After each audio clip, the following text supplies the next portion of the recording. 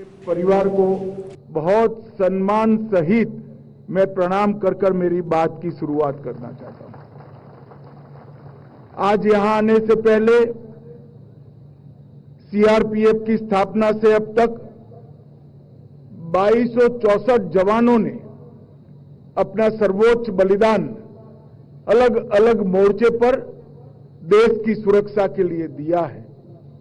मैं वो सभी को कृतज्ञ राष्ट्र की ओर से सैल्यूट कर यहां आया हूं और वो सभी 2264 शहीदों के परिवारजनों को मैं कहना चाहता हूं कि आज देश 2047 में सर्वोच्च बनने की दिशा में आगे बढ़ रहा है।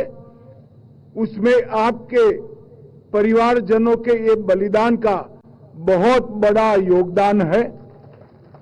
जबकि देश की आजादी की शताब्दी का सुवर्ण ग्रंथ लिखा जाएगा, सबसे पहले ये अमर शहीदों की वीरता की गाथा सुवर्णमयी अक्षरों से लिखी जाएगी, इसका मुझे पूरा विश्वास है। हमेशा सीआरपीएफ ने देश की एकता और अखंडता बनाए रखने के लिए अपना सर्वोच्च बलिदान देने में कोई कसर नहीं छोड़ी और इसीलिए जब भी देश में कहीं अशांति होती है और गृह मंत्री के नाते जब मुझे मालूम पड़ता है कि सीआरपीएफ का जवान वहां मौजूद है, मैं निश्चिंत होकर अपना बाकी काम करता हूं, क्योंकि मुझे भरोसा है कि सीआरपीएफ है तो विजय सीआरपीएफ के जवान की सुनिश्चित। भाइयों और बहनों, मोदी जी की सरकार दूसरी बार बनने के बाद 2019 में हमने निर्णय किया कि सभी सीएपीएफ का स्थापना दिन देश के अलग अलग हिस्सों में मनाया जाएगा।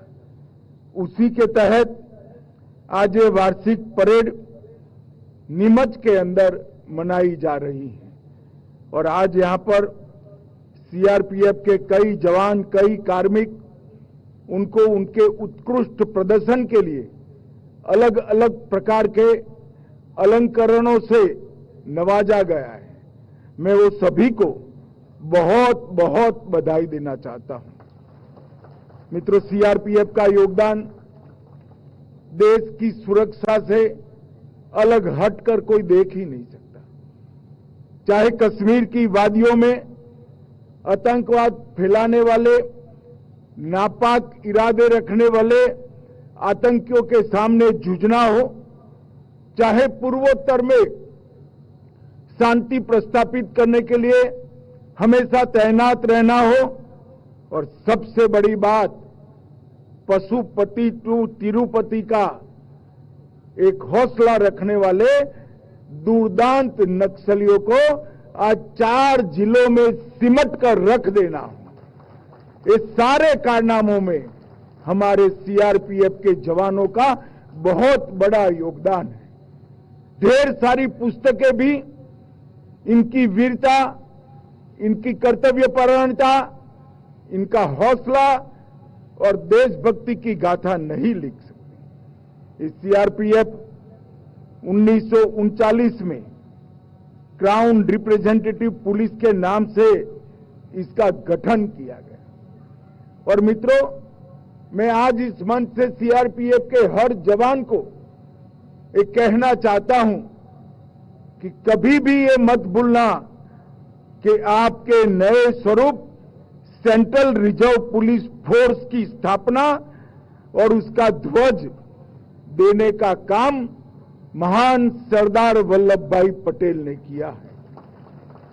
सरदार वल्लभ भाई पटेल ने न केवल सीआरपीएफ को की स्थापना की, ध्वज दिया, उसके चार्टर को भी बहुत बखूबी से उन्होंने चिन्हित करने का काम किया और सरदार पटेल के ही दिखाए हुए रास्ते पर इतनी लंबी मजल एक गौरवमयी यात्रा सीआरपीएफ ने समाप्त की है।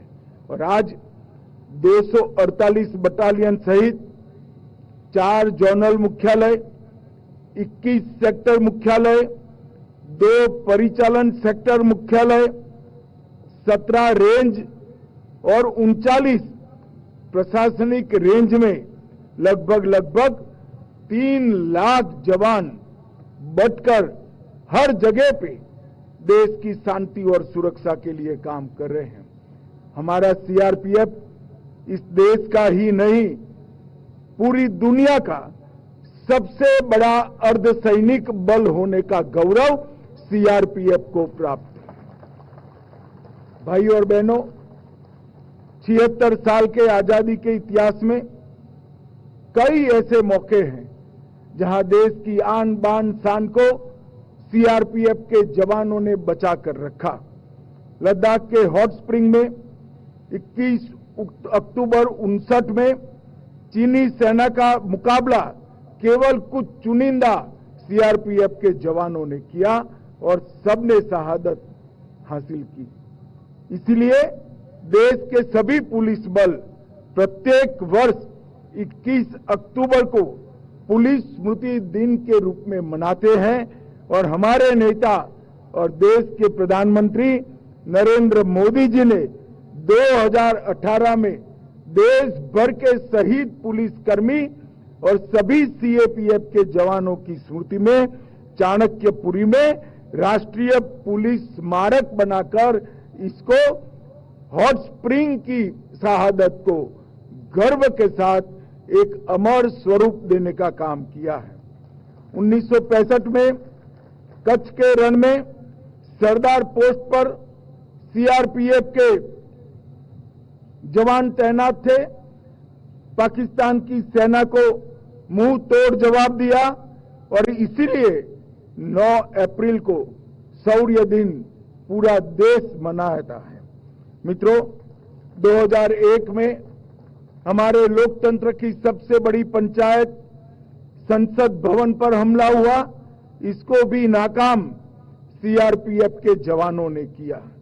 2005 में श्री राम जन्मभूमि पर आतंकी हमला हुआ, उसको भी निरस्त करने का काम सीआरपीएफ के जवानों ने किया और मंदिर को सुरक्षित रखा।